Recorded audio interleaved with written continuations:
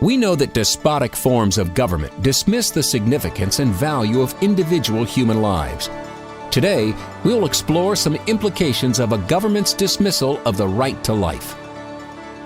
Brian Johnston is the Western Director of the National Right to Life Committee.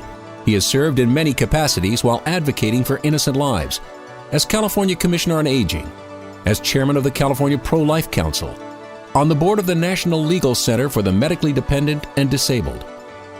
And now here's our host, Brian Johnston. Welcome back to Life Matters. We're your program on the right to life, on what it really is. It's a very specific and powerful legal assertion that's in our founding documents. And it asserts that the duties of a just government is to use its power, not to simply exercise it. In fact, it's very specific, and the power of government must be restrained, but it does have duties, and the first is to protect the lives of the innocent in its care. That's the first assertion of what the right to life is all about. We tend to forget that when we're in the pro-life movement because of the Doe v. Bolton and Roe v. Wade decisions. We tend to only think it's about babies and moms. And yes, we are now killing babies in the U.S. without any medically indicated reason, and that's a terrible thing. But what's worse is we're killing human beings. Government has authorized medical killing for not only babies, but now it's anyone that's vulnerable and susceptible to what that medical killer wants to do. And many people have been talked into it, and many people who are either in non-compos mentis, that means that they can't speak for themselves, people are being killed, and it's not just the babies. So we have to address what the right to life is. We have back a good friend of our program, Dr. Stephen Mosher, an international expert on politics, on society, and the law. He is a very, very learned man, speaks many languages. I bumped into him in Madrid once at a conference. There's Stephen Mosher chattering away in Spanish with Spanish television, and he's just an amazing guy. He speaks several dialects of Chinese, and as you'll hear, we have him on to talk about China. He's one of the world's experts on what's really going on in China. If you don't understand this real battle right now and the nature of communism, please, you must understand communism is an idea. Again, the right to life is an idea. The government of our nation was established on ideas. America is built on ideas, on principles. And communism is being governed right now, as well as other nations, by very different ideas. Ideas that are being sold to Americans right now at university campuses, on television. There's ideas that are being sold regarding centralized, controlling government power, and it's often called communism. Sometimes they won't admit that they're communist.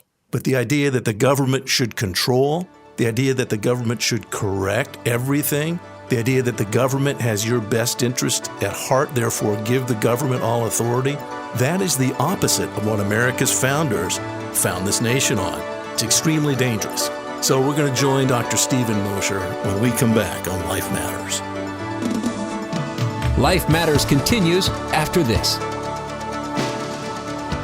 You know about our car donation program at California Pro-Life. We use one of the most respected programs in the nation. Go to the California Pro-Life page, californiaprolife.org. Scroll to the bottom and click on Donate My Car. It's that easy. Did you know you can also donate any vehicle, boat, motorhome, or even personal property? If you are nearing retirement age, you can also get a tax deduction by earmarking a portion of your upcoming compulsory distributions from your 401k.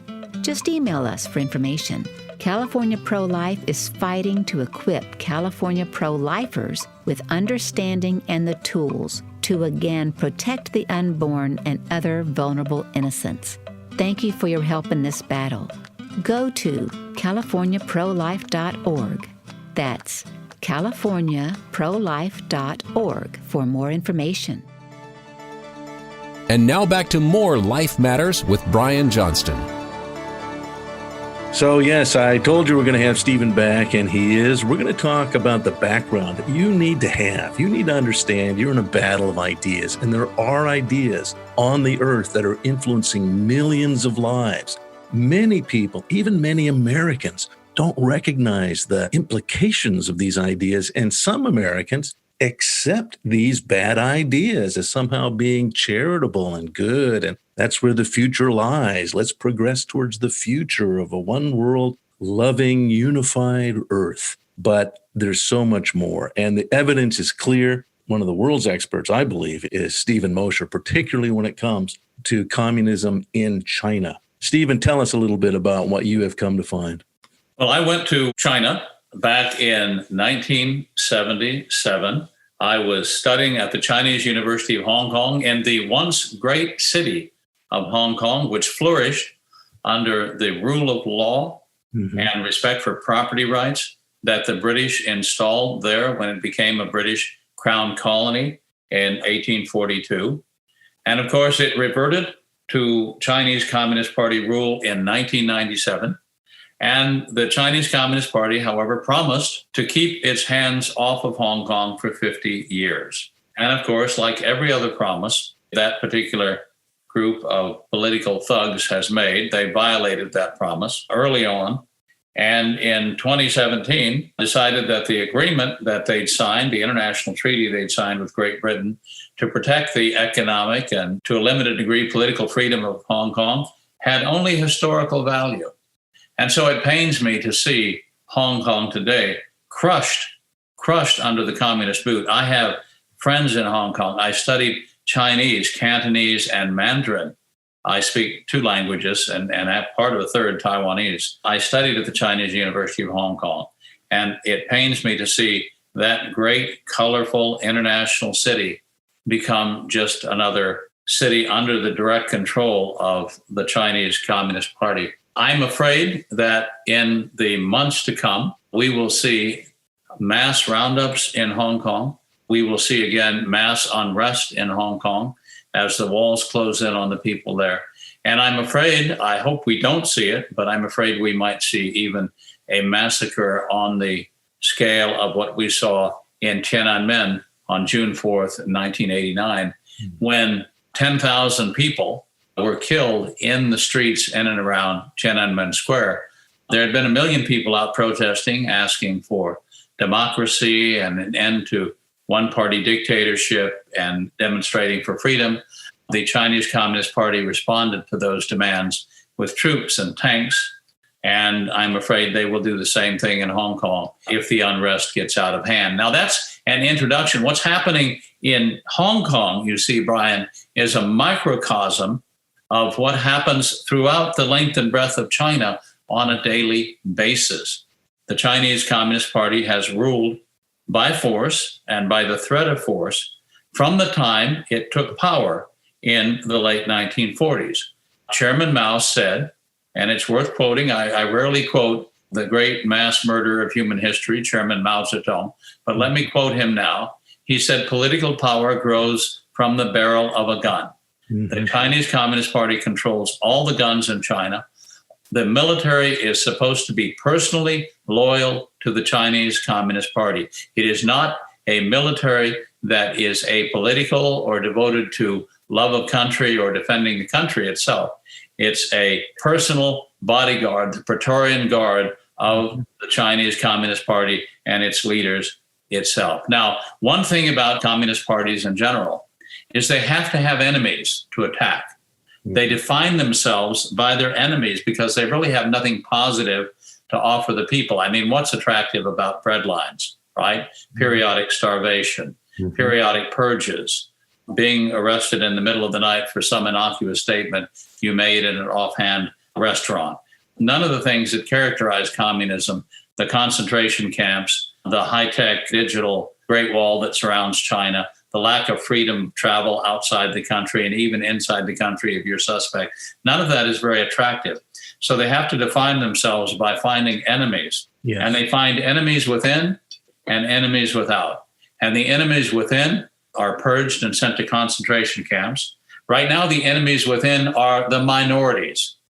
The Turks in the West are being targeted and sent to concentration camps. The Mongols in Outer Mongolia, are having their history destroyed, and they're told that they must become good Han Chinese. This is racism and genocide in action. The Tibetan culture and language is being destroyed. The Tibetans are told they can no longer speak their native language. Their children must be educated only in Chinese. So too with the Mongols, so too with the Uyghurs and other minorities. So this is genocide in real time. And you mentioned earlier that I was the first one to expose forced abortions and forced sterilizations in China.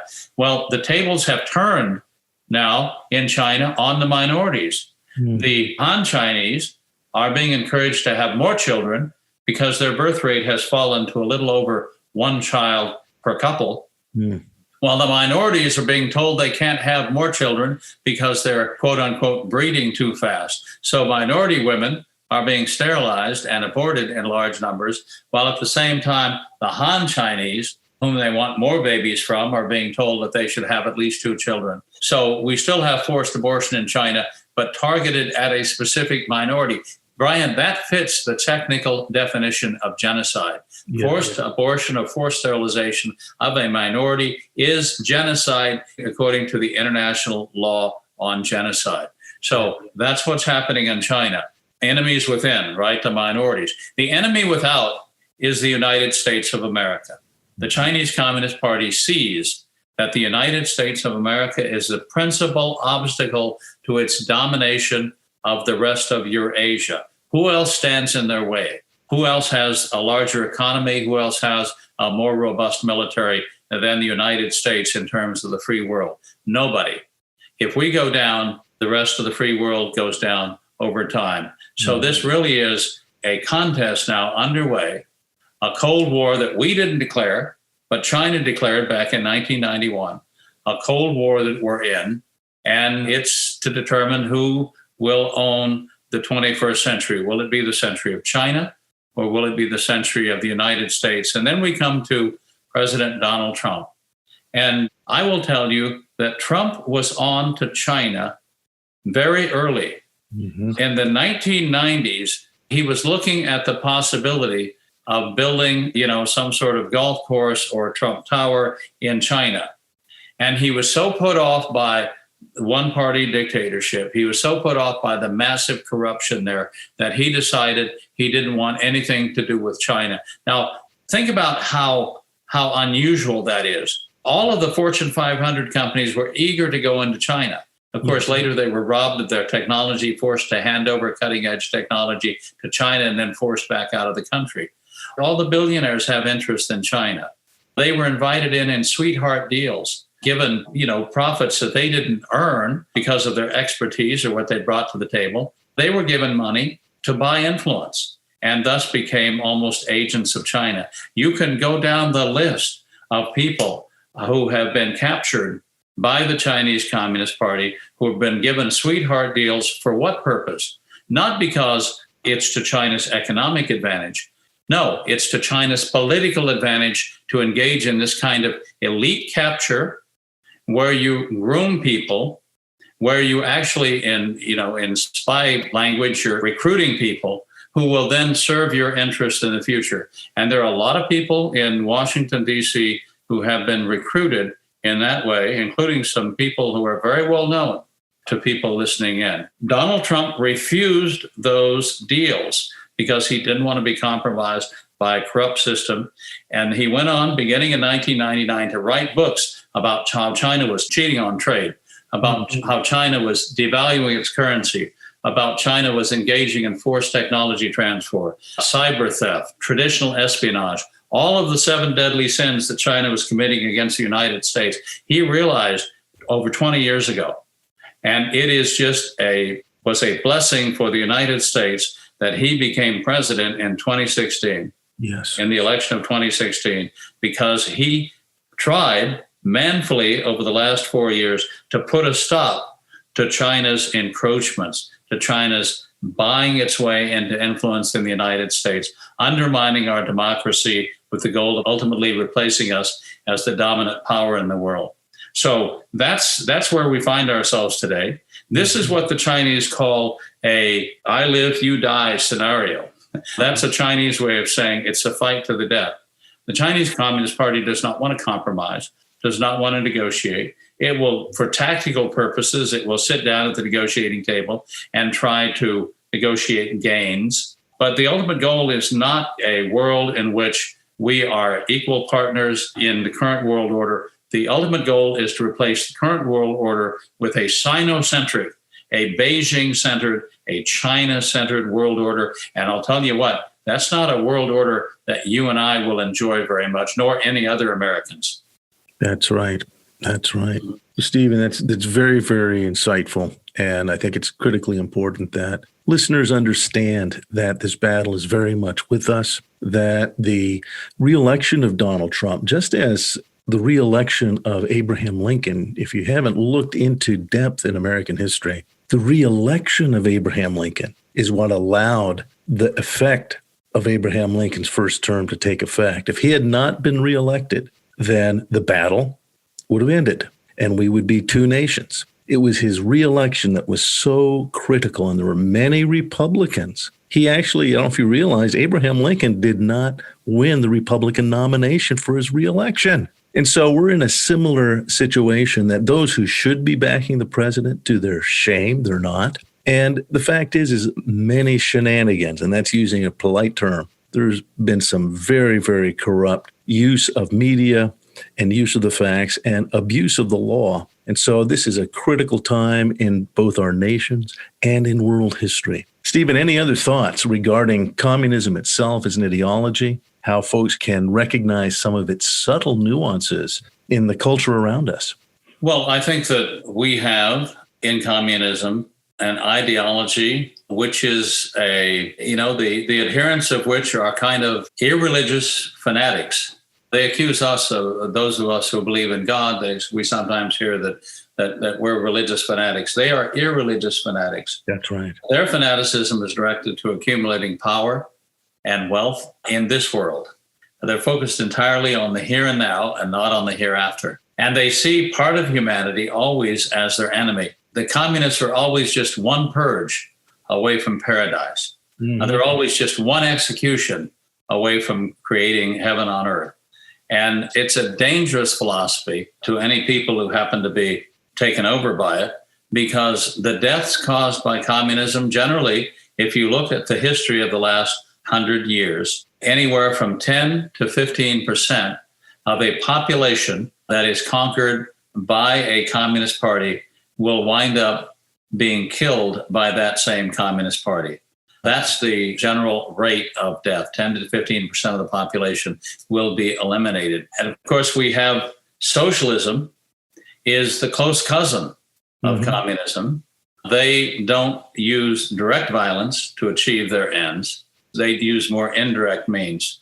But make no mistake, there's very little difference. When push comes to shove, when power is at stake, there's very little difference between a socialist and a communist. And the socialist, when their back is against the wall, is generally, just as inclined to use force as a communist is. So the idea that we can create heaven on earth is clearly a deception that people use simply to propel themselves into power.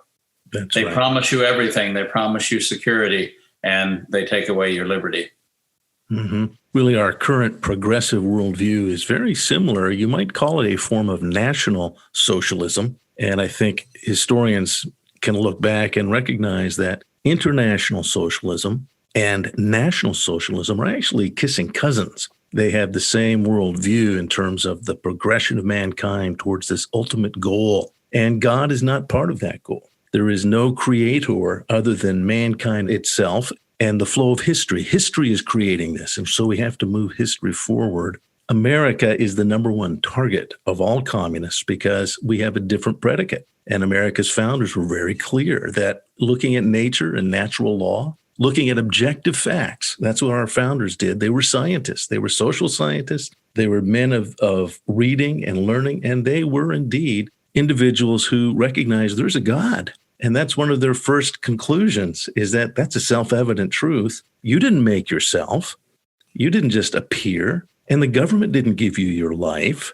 You have a creator. And that premise, that predicate, is what has allowed us to have all our other freedoms and has allowed true science, the fact that God has given us an ordered universe that can be observed. And we can learn from observing that order. That's called natural law. And when we learn from that, we actually allow principles that are good for us to come into existence, to come into law. If you want to come up with new truths, and that's what progressives do, they're coming to a new truth. They're synthesizing truths. And both international and national socialism are willing to dispose of human beings to bring about their paradise on earth. And we're living through this, and we've done it before. History has given us many lessons. We can't surrender in this battle of ideas. We have to be willing to speak up and be willing to, as our president has, be willing to demand clarity, because they use confusion. And Stephen, we're so thankful for you and the work of the Population Research Institute, and what you do there is very important. Is there anything else you want to tell us about what you're doing in the near future? What's coming up? Well, we face a watershed over the next couple of months as we prepare for the incoming administration. And we will either be playing defense, trying to preserve the gains that have been made over the last 4 years, or we will continue to be on offense, which we would greatly prefer, yes, working with the most pro-life president in my lifetime, I think in American history, to advance the frontiers of freedom around the world and to advance the cause of life in countries where it's under threat. First and foremost, of course, is the United States of America. So that's what we will be doing. Whatever future we face, we will face it with a confidence that with prayer and hard work, we can save many, many lives of unborn children. Yes. Stephen, thank you so much. Thank you for your work, and thank you for all that you're doing and continuing to stand. That was Stephen Mosher. I'm going to take a moment now to talk about a new sponsor for Life Matters, and that's a very special coffee product, Winged Spur Coffee. Winged Spur Coffee is a supporter of life. In fact, one of their mottos is they deliver immediate freshness, personal delivery, and they share their profits with life-affirming nonprofits. And we are one of those groups. Winged Spur Coffee was founded by some missionaries who've traveled abroad, and also they're still domestic missionaries. But in their travels, they came across some excellent exotic coffees. They bring it to the United States and they roast it here. And then at your request, fresh roasted, they ship it directly to you. And best of all, they share some of their profits with us. This is Winged Spur Coffee. You find them if you go to Winged Spur, that's all spelled out, WINGED SPUR, coffee.com. I really like their coffee. We tried it out. They have coffee from various countries, from Bali, from Mexico, from Peru. They also have some blends. I came across one that's my favorite, which is the Cowboy Blend. Now, when I was a kid, I used to make cowboy coffee at camp, and I'm sure glad this isn't that coffee, because this is a blend of coffees. In fact, they call it the king of the cowboy coffees. I really like it. It's some of these exotic blends that are blended and roasted, and it's really a wonderful coffee. But they do have their own special imports as well, and you can get a hold of them if you go to wingedspurcoffee.com. Immediate freshness, that's their specialty, is exotic coffees roasted fresh at your request, and then they fly it to you. It's delivered by first-class mail, and it's really good stuff. And again, they share their profits with other life-affirming nonprofits. So that's Winged Spur Coffee. Go to wingedspur.com, or if you go to the California Pro-Life Council website, you can see their little icon there, and that'll click you right through to Winged Spur Coffee. Again, a new sponsor for Life Matters. We really appreciate their commitment to life. They are amazing people to do what they're doing. Let me just read a little bit about their background. About us, we're coffee aficionados. But much more than that, we at Winged Spur Coffee enjoy and live life to its fullest. Each of us have come from the nonprofit world, and that's because we live our lives committed to helping others live their lives more vibrantly and fully. We secure some of the most delicious, organically grown coffee in the world. We roast them fresh and race these aromatic and savory coffees directly to you. You'll taste that rich fullness brought to you personally from afar. If you're involved in a nonprofit, life-affirming work, we not only want you to taste and share these coffees as a joy, We want to help you in your work too, and that's what they do with California Pro-Life and Life Matters. So you can contact them if you work with a pro-life organization. But I got to tell you, taste the coffee first. They have a sample pack. It's very good. Let me read on. Many of our missionary friends developed their taste for third world coffees and have requested those beans and roasts. If you have experienced particular favorites in your travels, please let us know. And with enough requests, we'll add those to our catalog. So these are very interesting people. And again, these are folks that are supporting us, and they share their profits with other life-affirming nonprofits. So that's Winged Spur Coffee. Can't recommend them highly enough. It's great tasting coffee, but they're also standing for life. That's Winged Spur Coffee. Life Matters continues after this.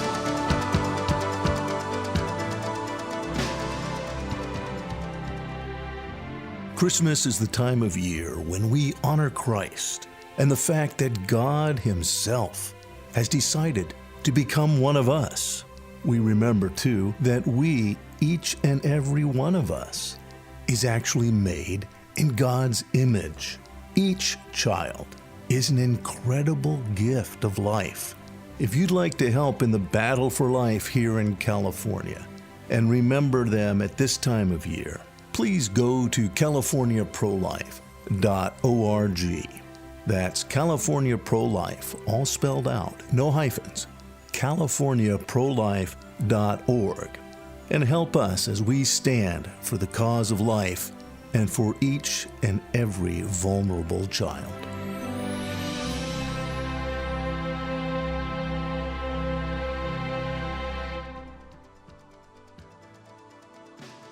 And now back to more Life Matters with Brian Johnston.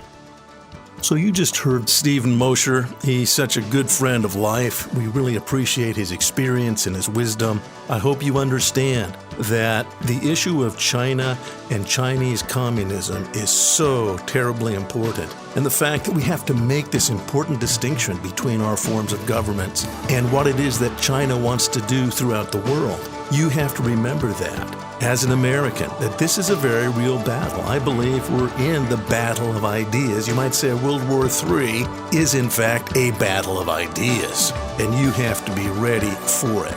So thanks for joining us, and if you want to hear more, we had Stephen on our previous 2 episodes. That'd be 233, 234, and you're going to learn a lot from Dr. Mosher. Thank you for listening, and thank you for standing for life. Life Matters is a production of the California Pro-Life Council, the state affiliate of National Right to Life.